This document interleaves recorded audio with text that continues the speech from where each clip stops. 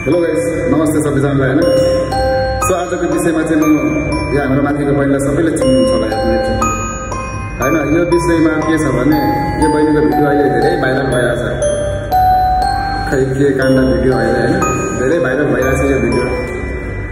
So म चाहिँ तपाईहरुलाई के बिन्ती गर्छु भने यो बहिनीको भिडियोलाई भाइरल गर्नुभन्दा त्यो मान्छे पछि लाग्यो कि यो भिडियो चाहिँ कसले भाइरल गरेको त्यो पछि लाग्यो तिमीहरु। किनभने बहिनीले त एउटा आफूले माया गरेको मान्छेलाई विश्वास गरेर त्यो गर्ने कुरा उनले गर्नु है, उसको गल्ती हो, त्यो मान्छे त्यो गल्ती हो। तर तपाईहरुले त्यसलाई अब त्यो मान्छेलाई पक्रिनु छोडेर यता बहिनीलाई सबैले नराम्रो देखिरहेछ हैन।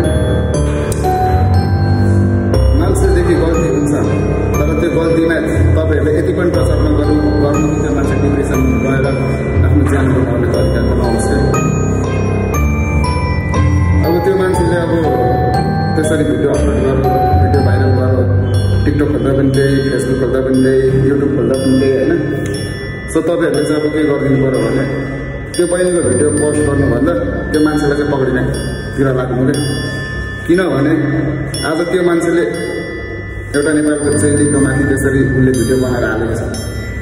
एउटा नेपालको चेलीलाई नै दाग लाग्नु भनेको पुरा नेपालमा दाग लाग्नु है त। त्यही भएर म तपाईहरुलाई बिन्ती गर्छु कि त्यो भिडियोमा भन्दा बरु त्यो मान्छेलाई पक्रिने कोसिस गर्नुहोस् र उसलाई समातेर कारबाही गर्नुहोस् है, डरको कारबाही। बलात्कारी भनेको त्यो गर्ने बित्तिकै बलात्कारी हुँदैन। यो पनि एक तरिकाले सोच्नु भने बलात्कारी, इज्जतमाथि हात उठाउनु भनेको नि बलात्कारी, यो पनि एक प्रकारको बलात्कारी नै बनिन्छ है। उसलाई धेरै कारबाही गर्नु।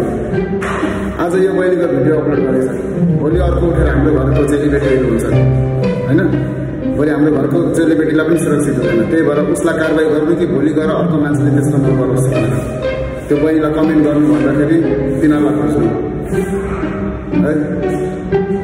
खोइ त आज नेपालको मिडिया हेरेर, खोइ त नेपालको सबै हेरेर त्यसलाई पक्रियोस् न, त्यो मान्छेलाई पक्रियोस्, त्यो मान्छेलाई कारबाही गरोस्। किन यस्तो गरेको म मान्छु यो बहिनीको गल्ती छ। यो बहिनीले पनि आफ्नो एटिट्युड बारा देखाउँछ होइन, आफ्नो रूपको घमण्ड गर्छ। अहिले केही पनि रूपको घमण्ड नगरेर तिमी एटिट्युड बारामा त्यो भिडियोहरू हाल्छ।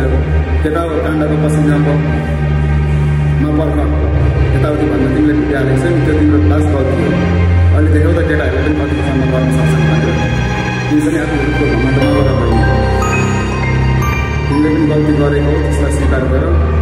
र म चाहिँ जहाँसम्म भन्छु त्यो मान्छेलाई पक्रिनु जसले यो भिडियो अपलोड गरेको छ, उसलाई पनि एउटा बलात्कारी सजाय हुनुपर्छ र यो बलात्कारी नै गरिन्छ। त्यो कसैको त्यो गर्ने बित्तिकै एक्टिभ हुने बित्तिकै त्यो बलात्कारी भनिँदैन त्यसलाई। यो पनि एक प्रकारको बलात्कारी हो।